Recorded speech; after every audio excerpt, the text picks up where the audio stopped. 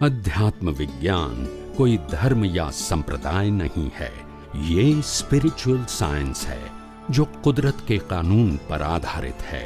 ये विज्ञान पूरे ब्रह्मांड के सभी रहस्यों को उजागर करता है और जीवन के सभी पहलुओं को समझने के लिए एक नई दृष्टि देता है। इसी को आर्ट ऑफ विजन कहते हैं, दुनिया को देखने की एक नई दृष्टि, जो अध्यात्म विज्ञानी परम पूज्य स्वामी श्री कमलेशानंद जी के निर्देशन में सनातन सत्य का अनुसंधान कर हमारे जीवन को प्रकाशित करे। जय सच्चिदानंद।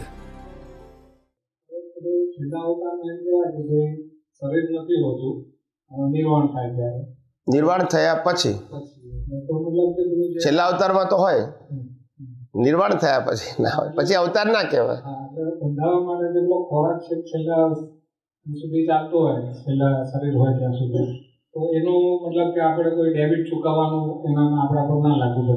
छेल्ला अवतार में कर्म बंधाय ज नहीं ने, माताना गर्भमांथी ज ना बंधाय। ए बधुं कुदरती रचना, कोई कर्म ज ना बंधाय। शरीर ने आत्मा बे जुदा होय, प्रतिष्ठित आत्मा छेल्ला अवतार में लाइव ना होय, એટલે કર્મ જ ના બંધાય।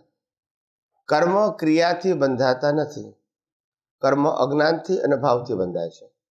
અને છેલ્લા અવતારમાં અજ્ઞાન વાળું પ્રતિષ્ઠિત આત્માનું અસ્તિત્વ હોતું નથી, એટલે કર્મ બંધાય નહીં। પણ જે કરેલા કર્મ છે એ બોડી દ્વારા ભોગવાઈ જાય અને જેવા કર્મો પતી જાય એટલે આત્મા ક્યાં જાય? મોક્ષે જાય, કારણ કે હવે એને રિબર્થ થવાનો નથી। પણ અજ્ઞાન કાઢતા પહેલા જે કર્મો બંધાઈ ગયા હતા એનો આ છેલ્લો અવતાર આવ્યો। હવે અજ્ઞાન તો નીકળી ગયું છે, માટે પ્રતિષ્ઠિત આત્મા હવે આવશે। અજ્ઞાન હોય તો પ્રતિષ્ઠિત આત્મા હોય, અજ્ઞાન હોય તો પુરુષાર્થ હોય, અજ્ઞાન હોય નહીં તો પ્રતિષ્ઠિત આત્મા ના હોય ને પુરુષાર્થ ના હોય। પણ શરીરની આત્મા હોય છેલ્લા અવતારમાં, શરીરનો અંત આવે, આત્મા ક્યાં જાય? જ્યાં સુધી અજ્ઞાન છે ત્યાં સુધી જન્મ મરણ છે। શું છે? અજ્ઞાન નથી તો પછી લાસ્ટ બર્થ છે। બંધાતું નથી, પણ જે બંધાયું એના માટે લાસ્ટ બર્થ હોય પછી। स्वामी जी, मन वचन काया से जो भी हो रहा है वो सब ऑटो मोड में हो रहा है। यस। और हमारा ये पुरुषार्थ होना चाहिए कि हर संजोग में हम खुद को मन वचन काया से अलग देखें।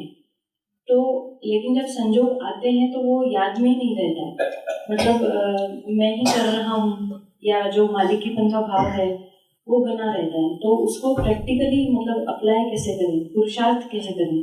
जैसे कोई भी क्रिया करते हैं तो आपका नाम भूल जाते हैं, क्यों? नाम क्यों नहीं भूलते? नहीं भूलते। नहीं, मगर तो क्रिया तो शरीर करता है ना, तो फिर नाम की क्या जरूरत है? जैसे हम नाम को नहीं भूलते हैं, प्रकृति के नाम को, ऐसे परमात्मा को क्यों भूल जाते हैं? क्योंकि प्रैक्टिस नहीं है। क्या नहीं है? गलती नहीं है, प्रैक्टिस नहीं है। तो बार बार आपको प्रैक्टिस करनी पड़ेगी through your vision, not your words. ये प्रकृति कर रही है, मैं शुद्ध आत्मा हूँ, ये प्रकृति कर रही है। विचार आया, प्रकृति को आया, मैं शुद्ध आत्मा हूँ। जबान से निकला, वो प्रकृति करती है, मैं शुद्ध आत्मा हूँ। कोई क्रिया हुई, ये प्रकृति करती है, मैं शुद्ध आत्मा हूँ। सामने वाला कुछ बोलता है, ये उनकी प्रकृति बोलती है, उनके अंदर शुद्ध आत्मा है। सामने वाला क्रिया करता है, उनकी प्रकृति करती है, उनके अंदर शुद्ध आत्मा है। तो ये आप प्रैक्टिस करोगे तो धीरे धीरे मन वचन काया की क्रिया करने वाला और उनके पीछे जो है वो शुद्ध आत्मा वो अलग रहेगा। मगर अलग प्रैक्टिस करने से आपकी अवेयरनेस धीरे धीरे बढ़ जाएगी, क्योंकि ये नॉलेज नहीं है, ये प्रैक्टिस से होता है और ये लाइव प्रैक्टिस है, ये नॉलेज नहीं है। Knowledge is only primary, but when you put in a practice you got it the result. उससे बहुत सारे फायदे हैं। टेंशन भी नहीं होगा, डूअरशिप भी नहीं होगी, ओनरशिप भी नहीं होगा, मेरा क्या होगा वो प्रश्न नहीं होगा, क्योंकि जो भी बातें प्रकृति की है और प्रकृति तो कुदरती रचना है। इसलिए हमको प्रकृति को चलाना है, प्रकृति को सुधारना है, प्रकृति को बदलना है, ये सब्जेक्ट नहीं रहेगा। और दूसरे की भी प्रकृति सुधारना है, वो भी सब्जेक्ट नहीं रहेगा। प्रकृति के उदय क्रम में जो कुछ भी करें, प्रकृति को सुधारने का प्रयास करें या दूसरे प्रकृति को बदलने का प्रयास करें, मगर हमको ये कुदरती रचना के रूप में देखना है। हम प्रकृति को बदल रहे हैं, हमारी या दूसरे की, ऐसा नहीं देखने का है। ये बदलने का प्रयास करते हैं वो भी कुदरत रचना, और दूसरे का बदलने का प्रयास करते हैं वो भी कुदरत रचना। चेंज होती है वो भी कुदरत रचना, नहीं होती है वो भी, बस आप समझे, क्योंकि एवरीथिंग इज डिसाइडेड। मगर पहले डिसाइडेड भाग को हम पुरुषार्थ मानते थे, ये हमारी अज्ञानता थी। अभी हमको धीरे धीरे समझ में आएगा कि डिसाइडेड भाग तो डिसाइडेड ही है, मगर हम मानते या समझते नहीं थे। इतना ही इग्नोरेंस थी बस। और जो कुछ प्रकृति है, प्रकृति का जो पैकेज है मन वचन काया का, वो पैकेज हर व्यक्ति जब जन्म लेता है तो carry on before they born the whole package of your life including your mind, speech and action. ये फिक्स होने के बाद प्ले होता है। प्ले समझते हैं ना, जीवन का रोल शुरू होता है, तो हम तो प्ले करते हैं एंड विदाउट चॉइस। जब पैदा होते हैं माता पिता भी सिलेक्ट नहीं करने का, यस और नो। जो डिसाइडेड होता है उसमें चॉइस होती है? नहीं होती है। भाई बहन नो चॉइस, रहने का घर नो चॉइस, पैदा होते ही धर्म मिलेगा नो चॉइस, यस और नो। पड़ोसी मिलेगा, गांव मिलेगा, कंट्री मिलेगा, कोई चॉइस है? नहीं है। जो डिसाइडेड है उसमें चॉइस कहां से होगा? अच्छा, मरने में चॉइस है? वो भी नहीं है। न जन्म के समय है न मृत्यु के समय है। जीवन में भी चॉइस नहीं थी, राम को भी नहीं थी, वनवास जाना ही पड़ा। रावण सीता को उठा के ले गया, क्या चॉइस थी? कृष्ण भगवान को महाभारत करना ही पड़ा, क्या चॉइस थी? प्रयास तो किया ने, राम ने भी किया, कृष्ण ने भी किया। भगवान महावीर ने भी कहा कि मेरे को दीक्षा लेना है, बड़े भाई भाभी ने मना कर दिया। तो चॉइस कहां है किसी के पास? बताइए। न जन्म के समय है, न जीवन में है, न मृत्यु में है? So it is a control and govern by the law of nature as per our previous birth. That's it. उसमें कोई डिस्क्रिपेंसी नहीं है, इसमें कोई पजल ही नहीं है। It's a very simple sequence. क्या बताया? इसमें कोई समझने के लिए कोई ज्यादा एफर्ट की भी जरूरत, इट्स वेरी सिंपल। और हमेशा विज्ञान सिंपल होता है समझने के बाद, और ज्ञान और अज्ञान डिफिकल्ट होता है, ज्ञान अज्ञान दोनों, क्योंकि ज्ञान अज्ञान दोनों डूअरशिप के ऊपर डिपेंड है। विज्ञान नॉन डूअरशिप के ऊपर डिपेंड है, ज्ञान अज्ञान ओनरशिप के ऊपर डिपेंड है, विज्ञान नॉन ओनरशिप के ऊपर डिपेंड है। आप समझे ना? तो जब डूअरशिप एंड ओनरशिप है तो रागद्वेष तो होगा ही, और प्रयास भी होगा। जब आप डूअर और ओनर नहीं है तो प्रयास की जरूरत भी। जो भी होता है, you are the only observer, you are not sufferer. Your body is sufferer but you are observer. That's it. समझ में आया? फिर कोई टेंशन है ही नहीं। ऑब्जर्वर को कोई टेंशन नहीं होता है। और सफरर तो प्रकृति है। प्रकृति को सफरर क्यों है, वो प्रश्न नहीं होना चाहिए, क्योंकि मन वचन काया वो कर्मों की भुगतान का साधन मात्र है। और इसीलिए उसको भुगतान क्यों है वो तो क्वेश्चन नहीं होना चाहिए। जैसा ही भुगतान खत्म हो गया इसको जला दिया जाएगा, रोल खत्म। उनके पास पुरुषार्थ करने की फ्रीडम नहीं है। उनको तो रोल सफरिंग का है, सफरिंग खत्म हो गया, जला दो इसको। यानी उसको क्यों सफरिंग है वो प्रश्न होना नहीं चाहिए, क्योंकि वो सफरिंग के लिए है। समझ में आया? और वी आर द ऑब्जर्वर। मगर ऑब्जर्व के समय हमको मालूम होना चाहिए I am a pure soul, और जिसको हम ऑब्जर्व करते हैं वो कुदरती रचना है। इसमें डिफिकल्टी कहाँ है?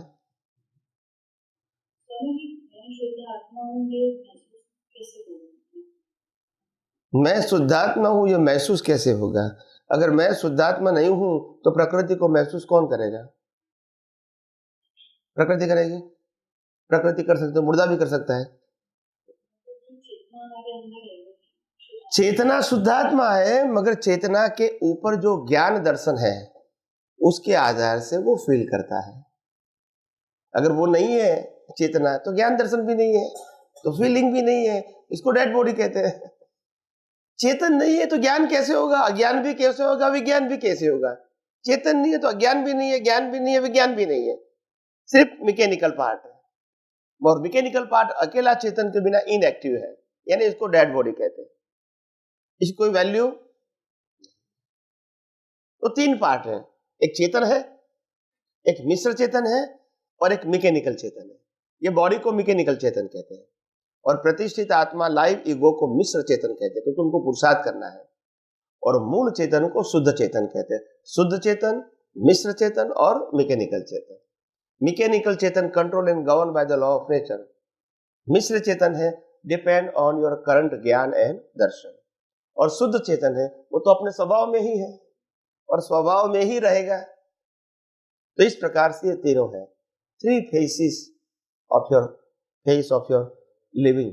आपके जीवन का हर समय थ्री फेसेस होता है, सोल भी होता है, लाइव ईगो भी होता है और प्रकृति भी होती है, हर अवस्था में। अकेला बॉडी नहीं है। हो रहा है उस समय हम कैसे उसको अलग कर पाएंगे कि हमसे कुछ चार्ज हुआ या नहीं, नया भाव बना या नहीं? हमारा काम प्रकृति को कुदरती रचना देखकर शुद्ध आत्मा में रहना है। नया कर्म बन गया या नहीं बना उसमें पढ़ने की जरूरत नहीं है। हमारा विजन क्लियर होना चाहिए। जहां विजन मिस हो गया क्रिएशन हो जाएगा, मगर हमको उसको देखना जानना नहीं है। हमारा जब भी मालूम हुआ कि हमारा कुदरती रचना देखने की क्रम खत्म हो गया, वहां शुरू कर दो। कितने टाइम खत्म हो गए, कितना टाइम लॉस हो गया, वो देखने की जरूरत नहीं है। अगर पीछे जाओगे तो वर्तमान खो बैठोगे। आध्यात्म मार्ग वर्तमानता के ऊपर है, पास्ट और फ्यूचर के ऊपर। They create the confusion in your life and you always lose your present. When you are thinking about the past and future you always lose your present, और उसका नाम ही अज्ञानता है। वर्तमान में रहना है, कुछ भी हो गया है या कुछ भी होगा छोड़ दो, अभी क्या है, दैट्स माय प्रेजेंट। पहले क्या हुआ था, बाद में क्या होने वाला है, वो सोचने की जरूरत नहीं है, क्योंकि वो हमारे हाथ में नहीं है और किसी के भी हाथ में। तो उसके लिए सोचने की जरूरत नहीं है। जो होने वाला है वो होके ही रहेगा, और जो नहीं होने वाला है कुछ भी करोगे तो भी। और इसीलिए हमको सोचने की जरूरत। कुदरत क्या करती है देखते रहो। We are the only observer, we are not sufferer. Sufferer is body and I am not body. Now you understand? So it's a very simple science. और ये अनुभवी पुरुष होने के नाते इतना सिंपल है। अगर अनुभवी नहीं होती और किताबों का ज्ञान होता तो ये प्रेजेंटेशन ऐसा, आपको ये करना पड़ेगा, ये करना पड़ेगा, ये करना पड़ेगा, ये मानना पड़ेगा, ये मानना पड़ेगा, फिर धीरे धीरे बाद में 2-4 अवतार के बाद समझ में आएगा। यही बात करेंगे, क्योंकि अनुभव खुद को ही नहीं है, वो कैसे एक्सप्लेन करेगा? When the persons they have no experience, how they can explain the science? Because I have an experience, I have a vision 24 hours, so I can explain any kind of question in a simple way, because this is my own experience. It is not matter of किताब में क्या लिखा है. That is not my subject.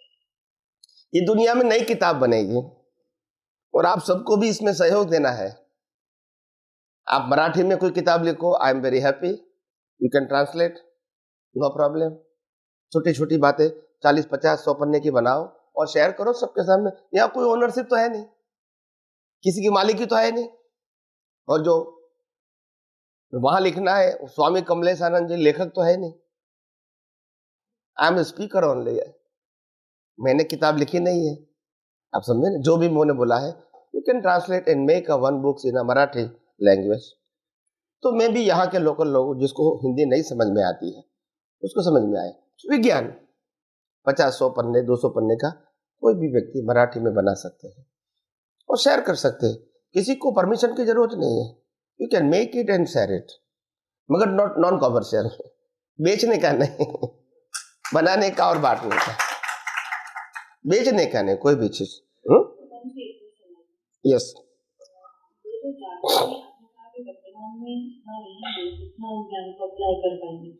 तो ये जागृति बढ़ाने के लिए ध्यान सहायक है क्या? एप्लीकेशन, ध्यान की जरूरत नहीं है। When you are living in a present with मैं कौन हूँ और ये कौन कर रहा है, तो धीरे धीरे भीख और भय खलास हो जाएगा और अपने आप वर्तमान में रह पाओगे। ये भीख और भय के कारण हम वर्तमान में नहीं रह पाते। We are thinking about the past और future and we lose our present. क्योंकि बिकॉज ऑफ फियर या बिकॉज ऑफ बेगरशिप। आप समझे? अगर ये निकल जाएगा तो फिर प्रेजेंट में रहना ही आपके लिए इजी हो जाएगा। भय होता है, कल क्या होगा, कल क्या होगा, परसों उन्होंने ऐसा किया था, आज भी करेंगे, फियर। या तो मैं ऐसा करूंगा तो मेरे को ये हेल्प करेगा। आप समझे ना? तो ये भीख है, ये भी नहीं होना चाहिए। तभी आप वर्तमान में आसानी से रह सकते हो, क्योंकि सब कुछ डिसाइडेड है। क्या है? ये दुनिया किसी के विचारों से, किसी की बुद्धि से और किसी की ताकत से चलती नहीं है। ये दुनिया आपके पिछले अवतार के कर्मों के हिसाब से चलती है। और इसीलिए राम इतने ज्ञानी होने के बावजूद भी जंगल में जाना ही पड़ा। इतना ज्ञानी होने के बाद भी मृग जल के पीछे दौड़े और रावण सीता जी को ले गए।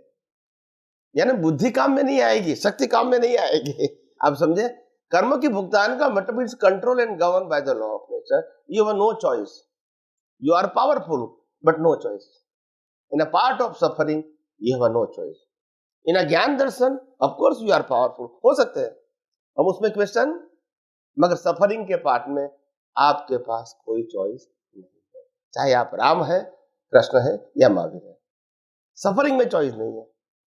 ज्ञान दर्शन में चॉइस है, आप इसको बढ़ा सकते हैं, अज्ञान को रिमूव कर सके, इरेज करके, डिस्ट्रॉय करके आप आपका ज्ञान दर्शन बढ़ा सकते हैं, मगर मन वचन काया की अवस्था को परिवर्तन नहीं कर सकते। और इसीलिए उसमें डीप में जाने की जरूरत भी, सिर्फ कुदरती रचना देखो। आप समझे? तो आप ये ज्ञान दर्शन में स्थिर रह सकोगे, because at that time you are the only observer. जब डूअर होते, सफरर होते तो हम डिस्टर्ब हो जाते। जब डूअर नहीं है, सफरर नहीं है, हम तो ऑब्जर्वर हैं, तकलीफ क्या है हमको? जो भी दिखता है वो कुदरती रचना और मैं खुद शुद्ध आत्मा। इसमें कोई ज्यादा कोई प्रयोग की जरूरत, आवश्यकता नहीं है और कोई फॉर्मेट की भी जरूरत नहीं है। શ્રીમદ રાજચંદ્રજી એમ કહે છે, કર વિચાર તો કામ। એક બાજુ આપ કહો છો કંઈ કરવાનું જ નથી, જોવાનું ને જાણવાનું છે। એ કહે છે કર કરશે તો કામ છે, આપ કહો છો કંઈ કરવાનું જ નથી, તો જરા સાંભળજો। તમને વિચાર કરવાનું કીધું, ક્રિયા કરવાનું ના કીધું। વિચાર કરવાનું કહ્યું ને, આપ તો વિચાર કરવાનું ક્યાં કહો, આપ તો જાણવાનું જોવાનું। હા, એટલે જોવા જાણવાનું છે। એની અંદર જે લાઈવ મન છે એની અંદર વિચાર હોય, અને જે ડિસ્ચાર્જ મન છે એમાં વિચાર ના હોય, એમાં વિચાર ઉકલતા હોય। વીટેલા ઉકલે એમાં કશું ના કરવાનું હોય, પણ જે પ્રોસેસ કરીએ છીએ આપણે પુરુષાર્થની, એ લાઈવ મન હોય એમાં તો વિચાર હોય ને।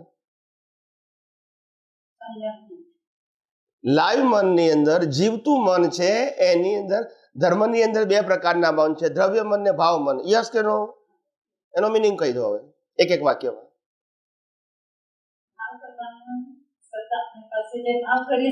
એટલે ભાવ મન થયું ને, તેમાં વિચાર ના આયા?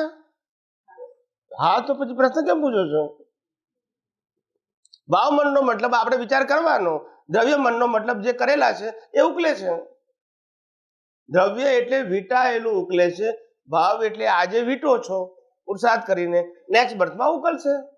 આજનું ભાવ મન, નેક્સ્ટ બર્થમાં દ્રવ્ય મન। આજનું ચાર, નેક્સ્ટ બર્થમાં ડિસ્ચાર્જ।